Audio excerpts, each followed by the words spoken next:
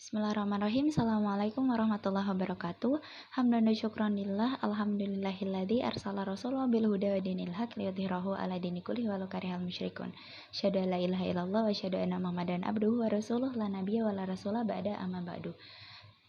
Pertama-tama marilah kita panjatkan puja serta puji syukur atas kehadirat Allah Subhanahu wa taala yang telah memberikan kita inayah serta hidayahnya kepada kita semua.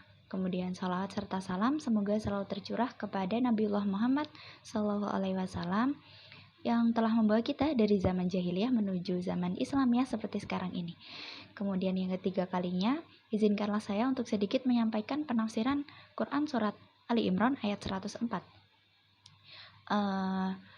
yang berbunyi A'udzubillahi minasyaitonirrajim wal takum minkum ummatun yad'una ilal khairi wa ya'muruna bil ma'ruf wa yanhauna 'anil munkar wa ulaika humul muflihun, yang artinya, dan hendaklah di antara kamu ada segolongan orang yang menyeru kepada kebajikan, menyuruh berbuat yang ma'ruf dan mencegah dari yang mungkar, dan mereka itulah orang-orang yang beruntung.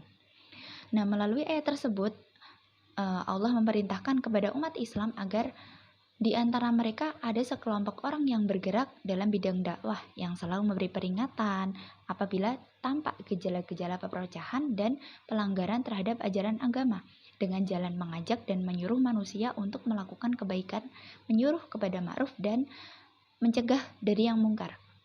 Cara yang ditempuh dengan cara menyadarkan manusia bahwa perbuatan-perbuatan yang baik itu akan mendatangkan keuntungan dan kebahagiaan baik untuk dirinya sendiri maupun untuk orang lain, baik di dunia maupun di akhirat.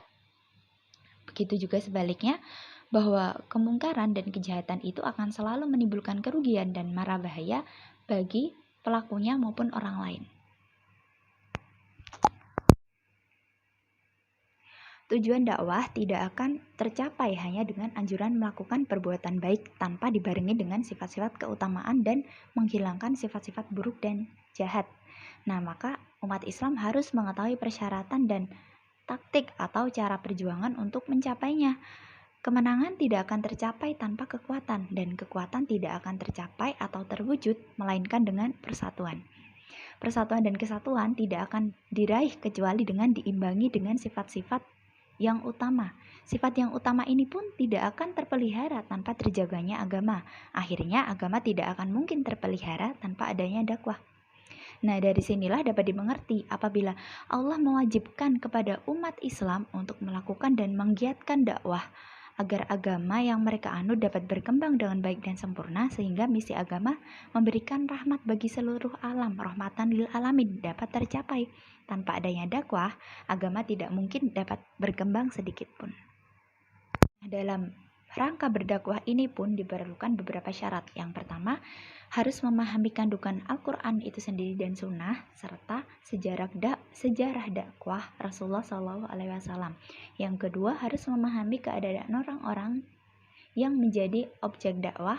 Yang ketiga, harus memahami bahasa serta dialek orang-orang yang menjadi objek dakwah. Terus kemudian yang keempat, harus memahami agama dan mazhab-mazhab yang berkembang dalam masyarakat. Nah, dengan dorongan agama dan keimanan yang kuat, tercapailah bermacam-macam kebajikan yang akan membawa itu semua kepada persatuan dan kesatuan, serta akan terwujud pula kekuatan yang besar untuk mencapai kemenangan dalam setiap perjuangan. Quran Surat Ali Imran ayat 104 ini ditujukan kepada umat Islam agar memperhatikan betapa pentingnya dakwah, yaitu melaksanakan amar ma'ruf nahi mungkar di masyarakat secara berkesinambungan. Amar ma'ruf nahi mungkar artinya mengajak untuk saling menyuruh orang lain mengerjakan kebaikan, baik perintah wajib maupun sunnah yang akan membawa mereka kepada kebahagiaan dunia dan akhirat. Nah, nahi mungkar mempunyai arti mencegah perbuatan yang dilarang oleh Allah, baik perbuatan yang diharamkan maupun yang makruh, yang dapat menjerumuskan manusia ke dalam neraka itu sendiri. Nah, dari penafsiran yang telah saya sampaikan di atas dapat diambil kesimpulan bahwasanya yang pertama, di antara umat Islam hendaknya ada orang yang bertugas melakukan dakwah dengan mengajak kepada kebajikan, menyuruh kepada yang ma'ruf dan mencegah dari yang mungkar. Yang kedua, Kebajikan dan pemaaf pasti akan mendatangkan keberuntungan dan kebahagiaan, baik untuk pelakunya maupun orang lain, baik di dunia maupun di akhirat. Sebaliknya, kemungkaran dan kejahatan akan mengakibatkan kerugian dan penyesalan, baik bagi dirinya sendiri maupun masyarakat lingkungan seperti penggunaan obat-obat terlarang. Kemudian yang ketiga, hukum melaksanakan dakwah bagi umat Islam adalah fardu kifayah, yang artinya apabila sebagian di antara mereka ada yang bertugas melakukan dakwah, maka berarti umat Islam secara keseluruhan telah memenuhi perintah Allah dan mereka akan memperoleh keuntungan. Apabila tidak ada yang melakukan dakwah, maka dosalah semua umat Islam. Demikianlah tafsir dari Quran Surat Ali Imran ayat 104. Semoga bermanfaat.